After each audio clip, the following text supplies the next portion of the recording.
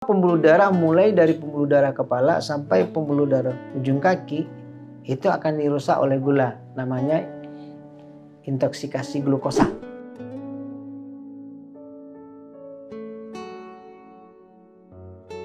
Assalamualaikum warahmatullahi wabarakatuh. Halo Sobat Sehat Ibnu Sina Pekanbaru. Kali ini kita akan ada program baru, yaitu Obrolan Kesehatan. Kenalkan, nama saya Dr. Dea dan kali ini saya ditemani oleh Dr. Elvizon Amir, spesialis penyakit dalam. Halo dok. Assalamualaikum. Waalaikumsalam warahmatullahi wabarakatuh. Boleh sapa dulu dok, teman-teman di rumah, Sobat Sehat Ibnu Sina Pekanbaru. Assalamualaikum warahmatullahi wabarakatuh. Waalaikumsalam warahmatullahi wabarakatuh. Sahabat sehat Ibnu Sina Pekanbaru. Ya, selamat berjumpa dengan saya Dr. Elvizon Amir, SPPD Finasim, yang saya berdinas di Poliklinik Penyakit Dalam Rumah Sakit Islam Ibnu Sina Pekanbaru. Oke, jadi Dr. Elvizon ini berpraktik di Rumah Sakit Islam Ibnu Sina Pekanbaru Senin hingga Jumat ya dok ya? Ya. Sore hari. Jadi jikalau Sobat Sehat Ibnu Sina ada keluhan namun bekerja nih pada pagi harinya, bisa datang sore hari ke rumah sakit kita ya dok ya. Oke, kali ini kita akan membicarakan mengenai jangan biarkan gula darah mengatur hidup Anda. Ya, berarti kita ngomongin gula darah nih dok. Kira-kira gula darah atau orang taunya diabetes dok. Diabetes ini apa dok?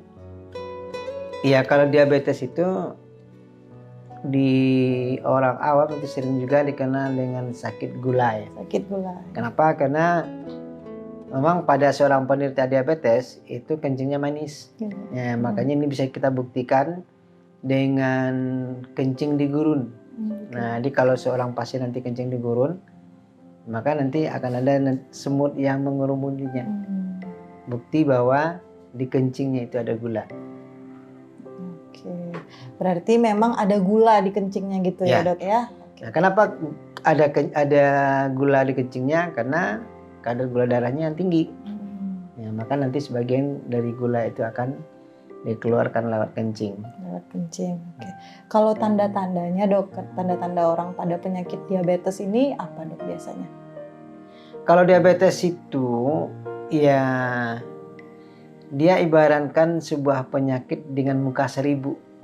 Muka 1000 ya? Ya, dok? mukanya banyak. Nah, jadi bisa saja seorang pasien itu datang ke kita, dia mengeluh mungkin dengan kaki yang kesemutan. Kaki kesemutan. Kemudian diperiksa gula darahnya tinggi. Gula darahnya tinggi. Ada juga kadang-kala dia dengan mata kabur umpamanya kan. Nah, tapi ternyata nanti kadar gulanya tinggi. Nah, nanti ada juga pasien yang datangnya dengan tekanan darah tinggi. Tekanan darah tinggi. Atau barangkali mungkin dengan berat badan yang cepat turun. Dalam waktu 2-3 bulan itu bisa turun 10 kilo umpamanya. 10 kilo. Ya tanpa diet, tanpa apa-apa ya maksudnya ya. Kecuali kalau nanti ada juga orang yang berat badannya cepat turun tapi memang karena sengaja. Karena pengaturan pola makan ya dok. Pola makan, karena olahraganya, dan dia memang kurus. Nah, jadi kalau pada penderita diabetes kadang-kadang ya dia datang itu dengan berat badan yang cepat turun drastis. Oke.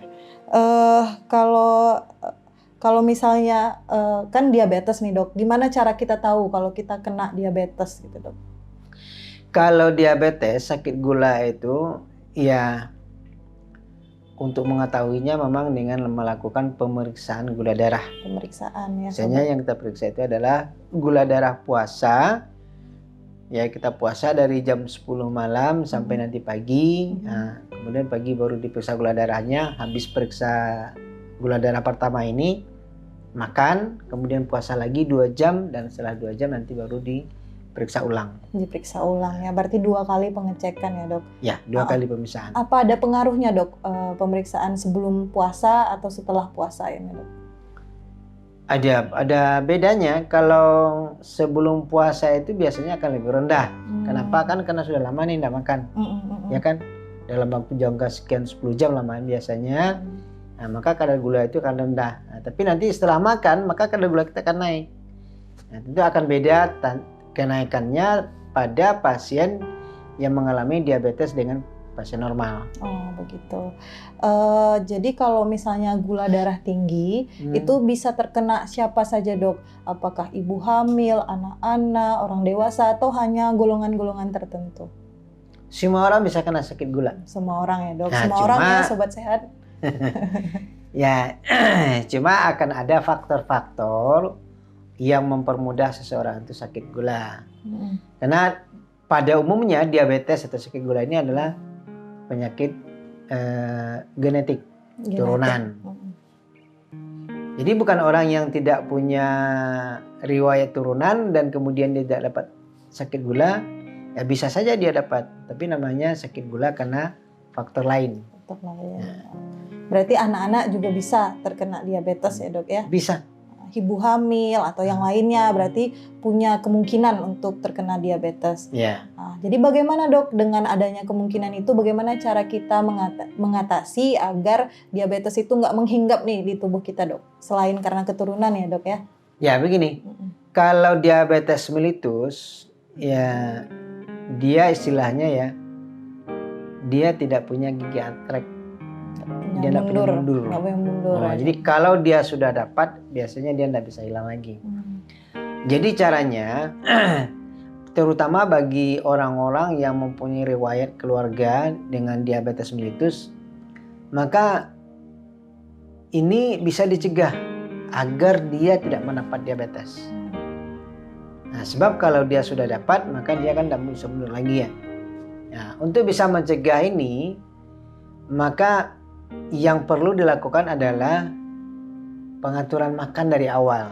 Nah, jadi makanya boleh saja kita menyebut seperti ini. Lebih baik kita mengatur gula daripada nanti gula mengatur kita. Betul. Jadi sebelum gula mengatur kita, lebih bagus gula itu kita yang ngaturnya. Nah, cara mengatur gula ini adalah dengan mengatur pola makan. Yang sering itu yang terjadi adalah pola makan kita ini yang tidak bisa diatur. Apalagi dengan sekarang ya. Pada saat sekarang kan kita bisa lihat nih, di mana-mana ada orang menjual makanan kuliner ya. Dan kuliner ini banyak ragamnya. Walaupun cuma hanya bahan bakunya ayam, tapi ayam sekarang itu kan banyak variasinya. Ada ayam geprek, ada ayam apa lagi? Fried chicken. Ada ayam crispy namanya kan. Ada macam-macam jenis ayam yang bisa dijual orang, dan itu semuanya punya rasa yang menggiurkan. Nah, rasanya juga macam-macam sehingga kita ini jadi terpikat untuk mencoba. Iya kan? Iya. Nah, akibatnya apa? Akibatnya ya terlalu banyak barang yang masuk. Apalagi dengan karbohidrat. Nah, makanan dengan karbohidrat kan juga banyak sekarang. Cemilan-cemilan itu kan tidak sedikit. Banyak berbagai macam cemilan yang dijual orang, yang kadang-kadang kita makan sedikit itu tidak ketahuan. Kayak makan kacang umpamanya kan, makan satu nanti akhirnya habis setoples. Habis karung kan. Iya. Nah, jadi pola makan yang seperti ini menyebabkan asupan kita jauh lebih banyak daripada yang dibutuhkan tubuh. Nah, dengan demikian bagaimana? Ya, dengan demikian kan badan jadi boncor tuh. Nah, pada saat yang sama itu aktivitas kita rendah. Aktivitas kita rendah. Ya, kalau sekarang kan orang kemana-mana itu pakai kendaraan. Kalau dulu barangkali mungkin orang dari sini ya ke pasar bawah itu contohnya orang jalan kaki. Ya, dari pasar bawah nanti mau kemana lagi kan ada yang dicari jalan kaki. Tapi kalau sekarang jarak 100 meter aja udah ada ojek. Ya, ada kendaraan yang disewa. Orang hanya jalan sekarang dari pintu ke pintu. Dari pintu rumah ke pintu mobil ke pintu kantor. Ya, walaupun jarak rumah dengan kantornya bisa mungkin 2-3 kilo umpamanya kan. Tapi ternyata jalannya hanya dari pintu ke pintu. Pintu rumah, pintu mobil ke pintu kantor. Akibatnya bagaimana? Aktivitas dari tubuh itu jadi rendah. Nah, sehingga penggunaan bahan yang dimakan tadi, asupan tadi tidak banyak digunakan. Nah, jadi badan boncor ini adalah pemicu terjadinya diabetes. Ya, pemicu terjadinya diabetes di antaranya adalah obesitas. Gitu. Dok ya. Kalau untuk misalnya sudah terkena diabetes dok, kira-kira komplikasinya apa nih dok? Kalau diabetes itu komplikasinya banyak. Kenapa? Karena pada diabetes itu yang dirusaknya pertama adalah pembuluh darah. Namanya angiopatik. Jadi semua pembuluh darah mulai dari pembuluh darah kepala sampai pembuluh darah ujung kaki itu akan dirusak oleh gula. Namanya intoksikasi glukosa. Nah, jadi intoksikasi glukosa ini akan merusak pembuluh darah kita. Nah, pembuluh darah yang rusak ini juga terjadi akibat faktor lain yang juga pada diabetes. Karena apa? Faktornya apa? Faktornya adalah kolesterol, LDL. Nah, karena pada penderita diabetes LDL itu akan naik ke komposisi kolesterolnya akan berubah. Nah, ini juga akan merusak pembuluh darah. Jadi akibatnya ada dua komponen dua cara, dua mekanisme terjadinya kerusakan pembuluh darah pada penderita diabetes. Nah, akibat dari kerusakan pembuluh darah ini ya akan macam-macam yang terjadi. Kenapa? Karena yang terutama paling cepat akibatnya itu adalah pada pembuluh darah kecil. Pembuluh darah kecil itu adanya di mata, ya kan? Kemudian yang namanya retinopati diabetik. Nah, kemudian juga pembuluh darah ginjal, pembuluh darah ujung-ujung kaki, dan pembuluh-pembuluh darah kecil lainnya. Yang ini dulu yang kena.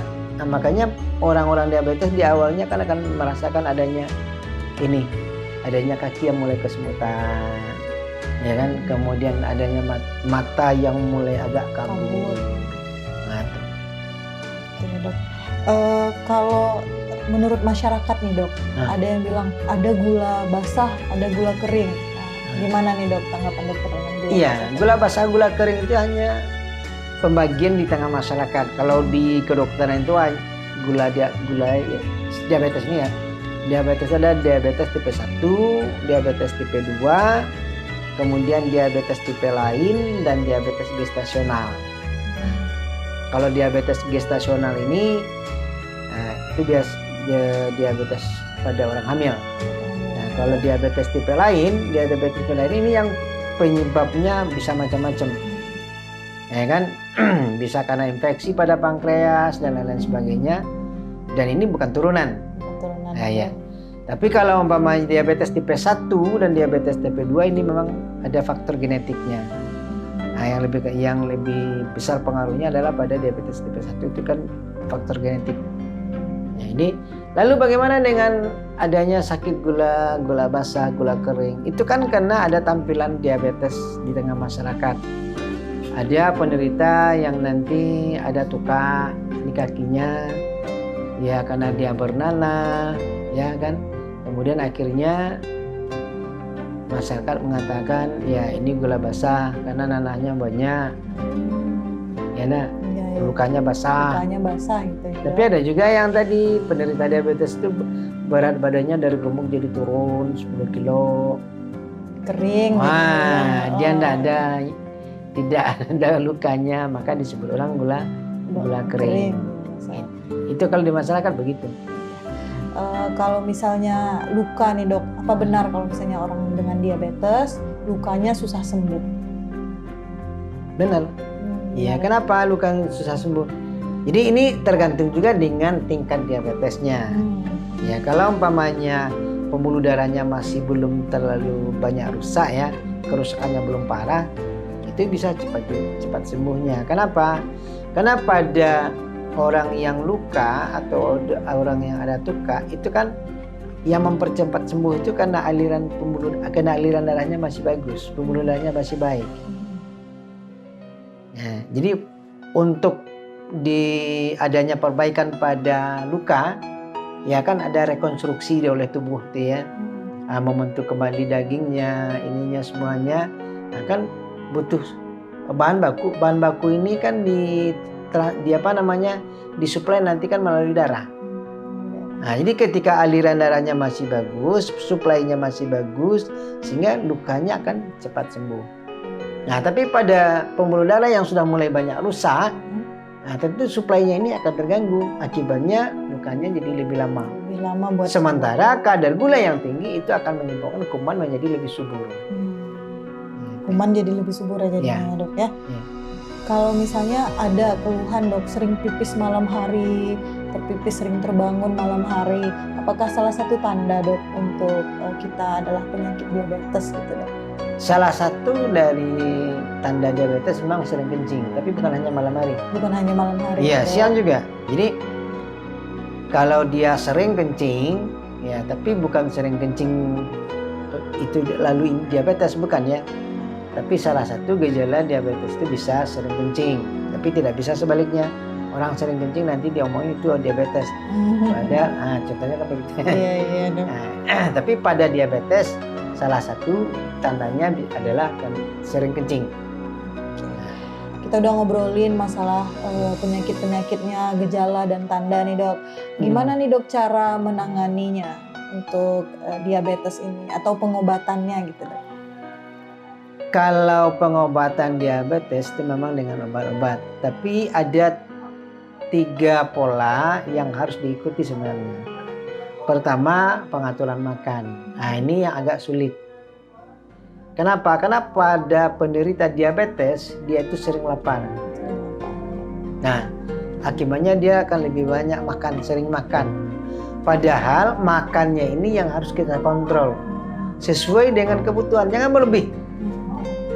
Kalau berlebih gulanya naik, tapi kalau kurang kadar gula darahnya turun, bisa anjlok malah ke bawah, hipoglikemi jadinya.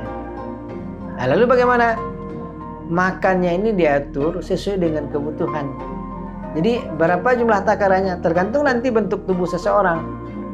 Kalau orangnya besar tentu juga makannya banyak ya. Tapi kalau orangnya kecil, nah tentu lihat.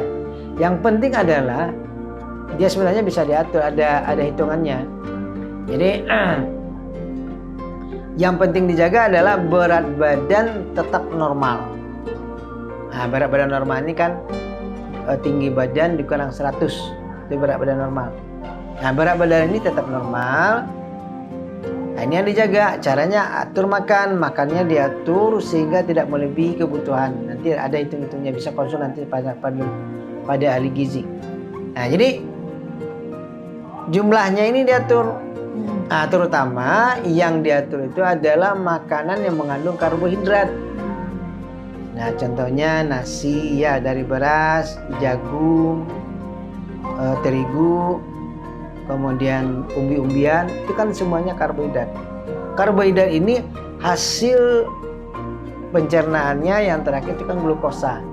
Nah, inilah yang akan meningkatkan kadar glukosa seseorang.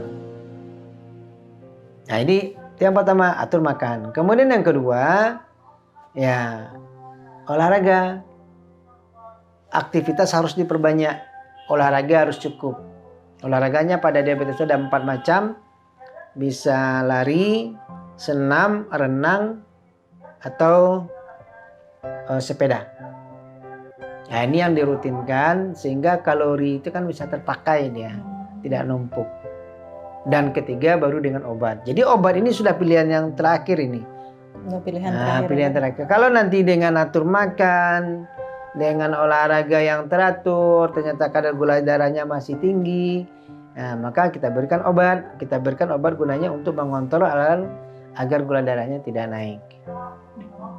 Oke, baik, berarti dengan 3 cara ya dok, mulai pengaturan makanan, aktivitas fisik, sampai ke pengobatan dari obat-obatan. Kalau misalnya insulin dok, apa setiap pasien diabetes nih dapat insulin dok? Jadi kan tersebar ya dok infonya di masyarakat, nanti suntik gula gitu, insulin, itu gimana dok? Jadi insulin ini salah satu bentuk pengobatan. Salah satu. Nah, ya. Jadi bukan itu satu-satunya obat diabetes. Nah, salah satu bentuk pengobatan.